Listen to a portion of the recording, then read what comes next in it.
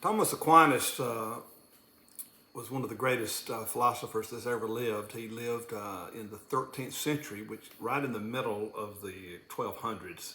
I think he died in 1275. I may be off a little. But anyway, great mind, wrote incredible books, theology, maybe could be considered the father of apologetics, Christian apologetics, defending the faith.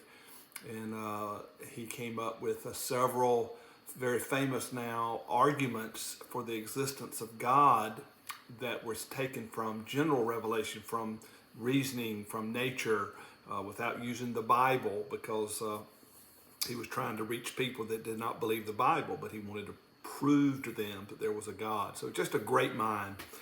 But there was another part about him that he was very patient with people. He had, there's a record of a lot of correspondence that he had. And you got to remember, this is back before you had computers or an email or sent a message, before you had paper, before you had ink pens.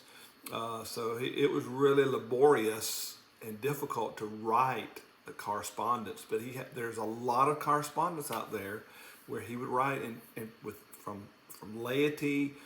He was pretty much an intellectual superior to everybody, but he was always very patient, even with the most humble, backward people and the most, what we would consider the most ridiculous questions. G.K. Chesterton, in his book about Thomas Aquinas, he writes about a time that Aquinas received a letter wanting to know if all the saints, somebody was wanting to get all of the saints that the church had canonized, and was wondering if there was a scroll in heaven that had all of the saints that was out for exhibit. And so Aquinas writes back, this kind of off the wall question. Aquinas writes back, and make sure I get it right here. He said, "So far as I can see, this is not the case, but there is no harm in saying so." And that has stayed with me, and I use a version of that as a pastor. And this is probably in leadership in any arena, but especially as a pastor, we get a lot of questions. And one that comes to mind that I have received, been asked dozens and dozens of times. Will my pet be in heaven? Will there be pets in heaven? And I remember Aquinas, and so I kind of give a version of him and answer. The Bible's not real clear on that, but it doesn't hurt believing so. It's not going to tear down Calvary or disrupt the Trinity or destroy the Christian faith if somebody believes that their pet dog is going to be greeting them in heaven. And who are we to say? God's God. He can do what he wants to do. And I say all of that to say, tomorrow I'm going to be speaking. This is on the 2nd of May, 2025, when I'm recording this. And so tomorrow I'm going to be speaking to ministerial intern candidates. This is their last session, a new crop that's a new freshly minted ministers, and I'll be talking to them.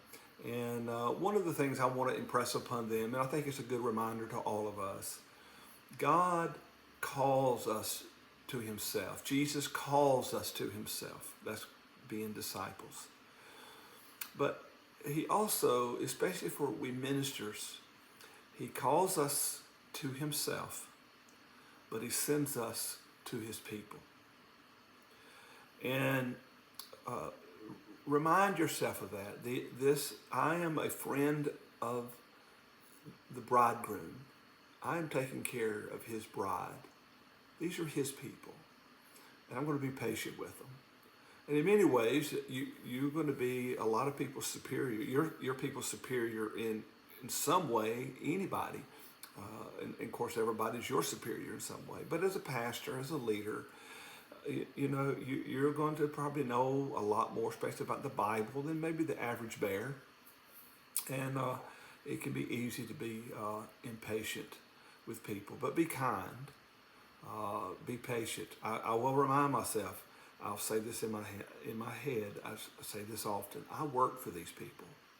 I am not a slave to anyone, but I gladly serve everyone in His name. And you have to remind yourself of that. And you'll hear this as a pastor. You'll hear the same joke. You got to be willing to hear the same joke over and over and over. I can't tell you how many preacher jokes I've heard over the years, and I patiently listen to them. And on cue, I laugh. The questions, some of the crazy questions that we get sometimes, but you take them serious because a lot of times they're serious. Most of the time, they're important to that person. And so a big part of what we do is just listen and give people hope. And so let's be patient. We work for these people. Jesus called us to Himself, but He sent us to His dearly loved and cherished people. They come in all stripes, they come at all different levels, but they're all His people, and we are to love them and serve them. So, for what it's worth, that's what my little pep talk for today. Love you guys and gals. Let's keep running the wind for the gospel's sake.